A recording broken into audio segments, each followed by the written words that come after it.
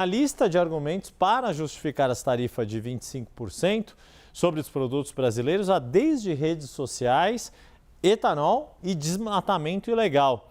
Agora, o que você nos traz? Quais são os motivos, se é que há, de fato, motivos de fato para esta medida defendida, pelo USTR, que ainda precisa ser de fato, ter martelo batido pela administração de Donald Trump. Américo, boa tarde, bem-vindo. Olá, Yuri, muito boa tarde para você, para Débora, para todo mundo que está com a gente.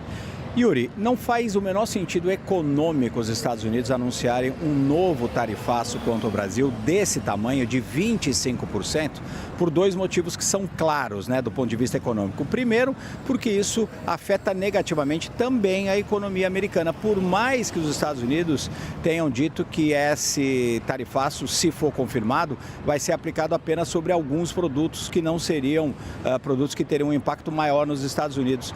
De qualquer forma, quando você aplica uma tarifa desse tamanho, você prejudica também os importadores, prejudica também os consumidores americanos, prejudica as cadeias de produção dos Estados Unidos que precisam de alguns insumos do Brasil. Então, do ponto de vista da própria economia americana, não faz sentido.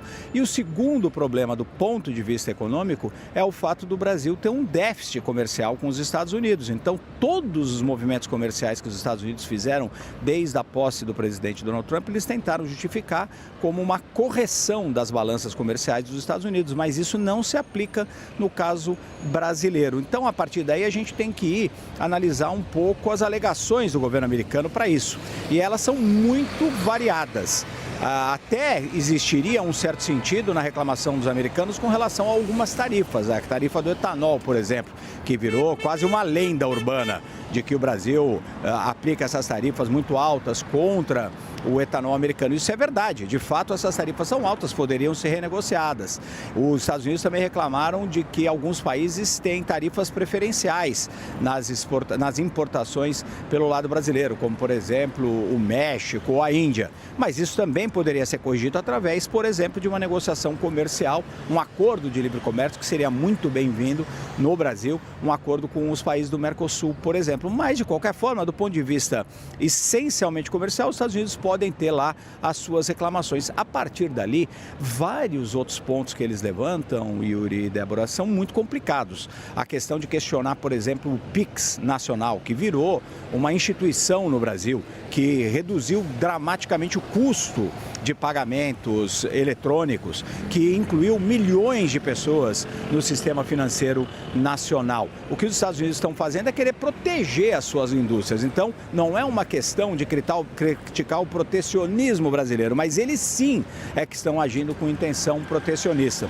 Um outro ponto que me chamou muito a atenção, Yuri e Débora, é o fato do governo americano, do presidente Donald Trump, usar até alegações do meio ambiente, alegações ambientais para tentar justificar esse tarifaço, que o Brasil estaria desmatando demais o meio ambiente, a Amazônia. De fato desmata demais, de fato é preciso proteger a Amazônia, só que o desmatamento ilegal tem caído. A semana passada que foi anunciado um desmatamento, uma queda de 20% ano a ano, de 25 para 24, um recorde em 7 anos no desmatamento, na redução do desmatamento ilegal. Muito mais precisa ser feito, mas chama a atenção justamente este governo americano que defende a exploração de petróleo, de combustíveis fósseis, que retirou os Estados Unidos do Acordo de Paris, por exemplo, usar até alegações ambientais para tentar justificar o que não tem justificativa econômica. Então você me pergunta qual é a conclusão disso, Yuri?